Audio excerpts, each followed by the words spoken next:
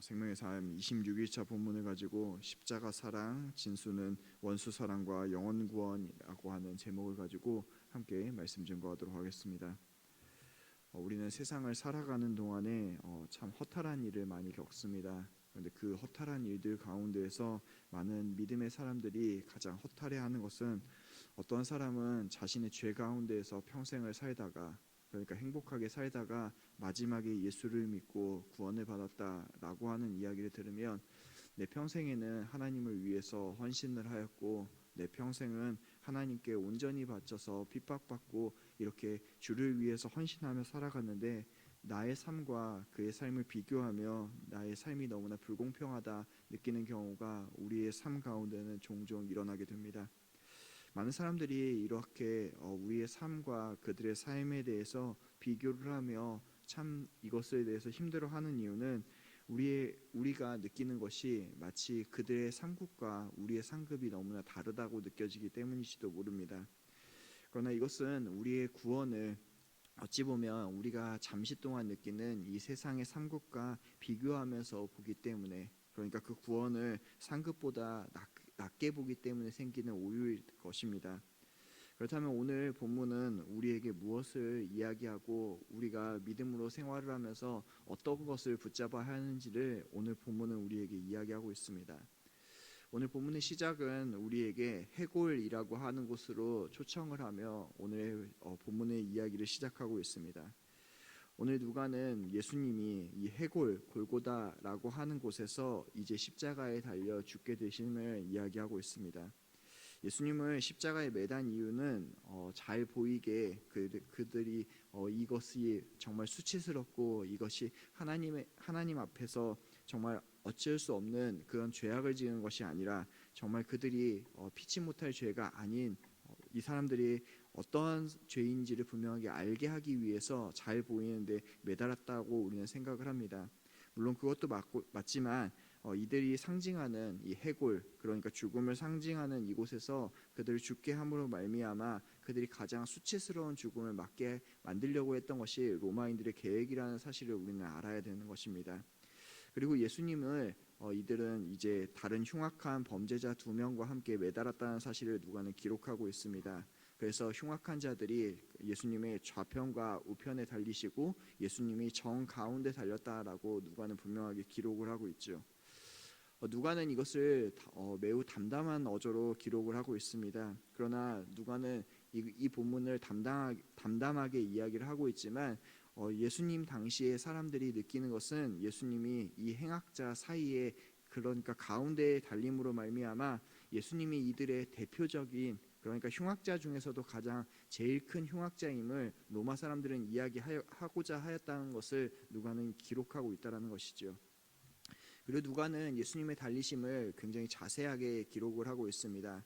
예수님이 이렇게 달리신 다음에 이들은 수치를 더하고자 죄인들의 옷을 벗기고 그 홀딱 벗겨진 모습으로 그들의 속옷을 가렸던, 그러니까 그들의 모습을 가렸던 이 속옷을 그들을 조롱하기 위해서 벗겨진 몸 아래에서 그들의 수고비로 이 속옷을 나누었다라는 사실을 기록하고 있습니다.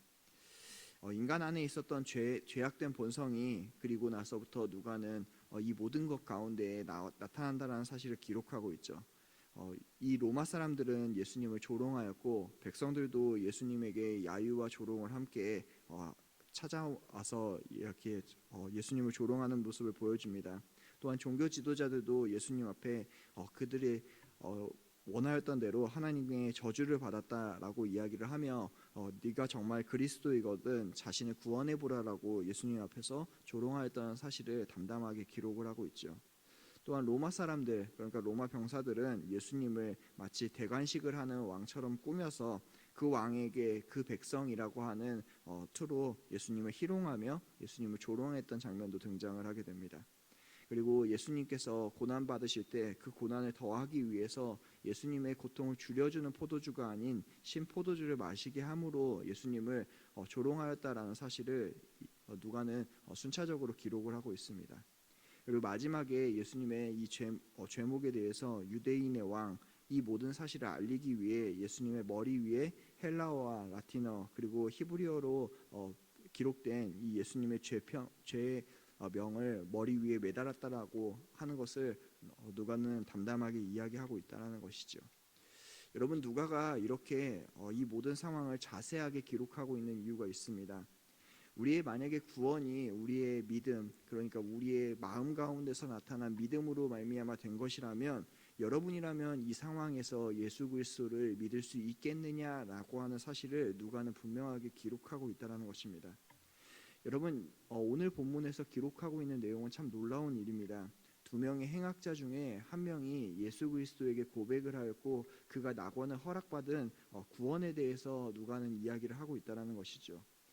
여러분, 많은 사람들이 비난을 하고, 많은 사람들이 아니라 모든 사람들이 비난을 하고 있는 이 상황 가운데서 그 행악자가 어떻게 믿을 수 있었겠냐라는 것을 누가는 말하고 있다는 것입니다.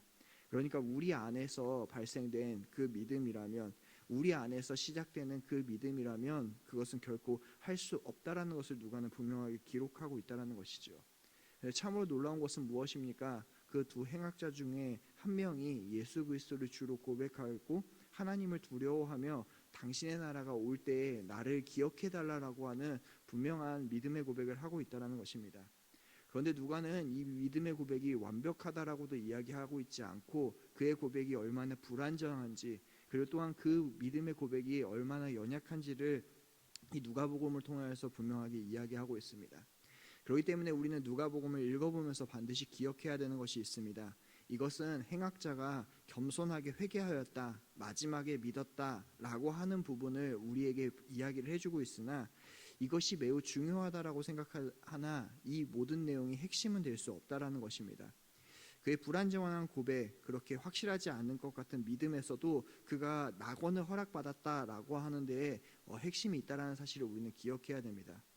우리는 믿음을 이야기하면서부터 어느 순간 내가 믿었기 때문에 구원을 얻었다라고 하는 것이 너무나 당연하다라고 생각을 합니다. 그렇게 전파를 많이 들어왔고, 또한 그렇게 우리가 믿음으로 구원받는다라고 하는 것을 배웠기 때문이죠.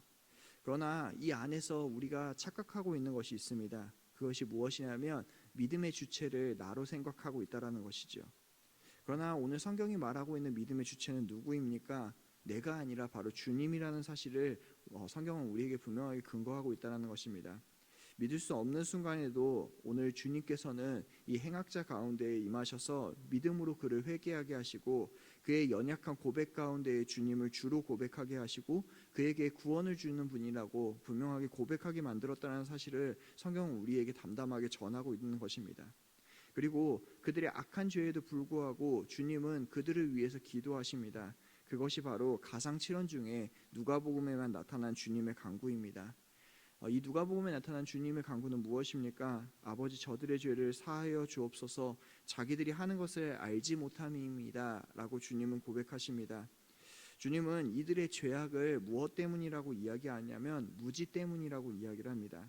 주님의 긍휼하심과 자비하심으로 그들이 행하고 있는 모든 죄를 주님은 부지 중에 한 죄라고 뒤바꿔서 고백하며 하나님께 기도하고 있다는 것이죠. 여러분, 구약에서 부지중이라고 하는 단어가 굉장히 많이 등장을 합니다.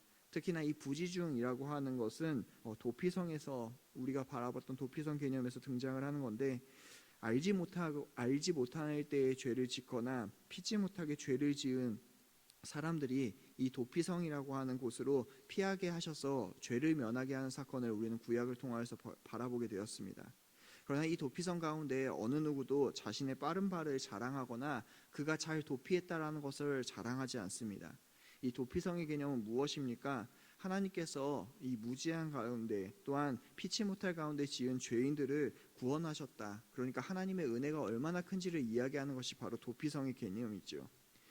여러분, 오늘 성경에서 정말 많은 사람들, 모든 사람들이 죄를 지었습니다. 그리고 누가는 그 모두의 죄악을 낱낱이 밝힘으로 이들이 짓고 있는 모든 행위와 또한 이 성경을 읽고 있는 모든 자들의 행위가 지금 예수님 곁에 있는 행악자들의 죄와 전혀 다르지 않고 오히려 적극적으로 죄를 짓고 있는 자들임을 분명하게 보여주고 있습니다. 그러니까 우리는 하나님 앞에서 부지중에 죄를 지은 것이 아니라 하나님 앞에 적극적으로 죄를 지은 죄인이라는 사실을 누가는 분명하게 이야기하고 있다는 것이죠. 그러나 주님은 이 적극적인 죄를 짓고 있는 자들의 모든 죄를 자신의 긍휼하심과 자비하심으로 자신을 희생제물로 드림으로 말미암아 모든 저주는 홀로 받으시고 우리의 죄를 하나님을 알지 못하는 무지, 그리고 또한 하나님 앞에 하나님을 알지 못하기 때문에 부지 중에 지은 죄라고 우리의 죄를 뒤바꿔서 분명하게 이야기하심으로 말미암아 우리의 모든 죄를 덮어주시고 하나님의 은혜를 드러내셨다라는 사실을 누가는 우리에게 이야기하고 있다는 것입니다. 그래서 우리는 우리의 믿음을 자랑할 수 있는 것도 아니고, 우리는 오늘 본문을 읽으면서 오직 하나님의 은혜로운 사실, 하나님이 우리를 구원하셨다라고 하는 이 놀라운 사실만을 고백할 수 있다는 것이지요. 사랑하는 성도 여러분, 매년 부활절이 다가옵니다. 이 매년 부활절이 다가올 때 우리는 무엇을 생각하십니까? 또다시 1년에 한 절기가 돌아왔다라고 생각하시지는 않습니까? 아니면 주님의 은혜를 생각하기는 하지만 어찌 보면 나의 믿음이 더 크다라고 생각하고 살아가고 계시지는 않습니까? 많은 사람들이 우리의 공로와 우리의 다른 것을 바라볼 때 성경은 오히려 우리에게 하나님의 은혜를 바라보라고 이야기를 합니다. 우리의 믿음이 완전하여서 우리에게 구원이 허락된 것이 아니고, 우리가 신앙생활을 잘하였기 때문에 우리에게 믿음이 허락하는 것이 아니라 하나님의 놀라운 은혜로 말미암아 우리에게 믿음이 임하였다는 사실을 우리는 기억해야 될 것입니다. 또한 하나님은 이 연약한 믿음 가운데 우리에게 임하셔서 우리가 잃어버렸던 그 낙원을 분명하게 허락해 주심도 성경 말씀을 통하여서 우리에게 알려주시게 되는 것입니다. 사랑하는 성도 여러분, 그래서 우리의 자랑은 무엇입니까? 우리의 자랑은 다른 것이 될 수 없고 오직 주님의 은혜와 주님밖에 될 수 없다는 사실을 기억해야 됩니다.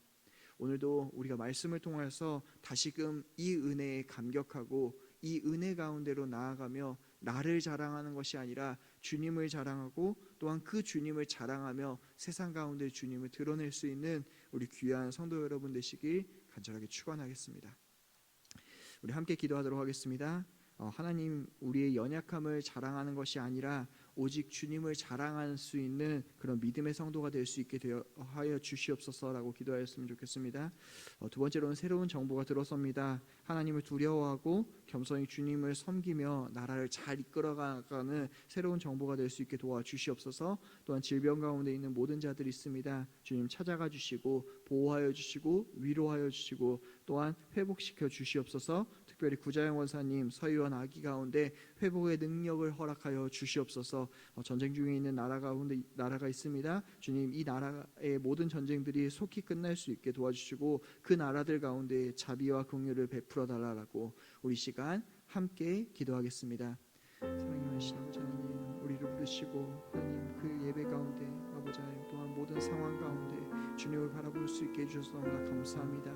주님, 우리는 적극적으로 죄를 지었고 하나님을 찾을 수 없는 자들이었지만 아버지 하나님, 하나님의 은혜로 말미암아 주님을 알 수 있게 해주셔서 너무나 감사합니다.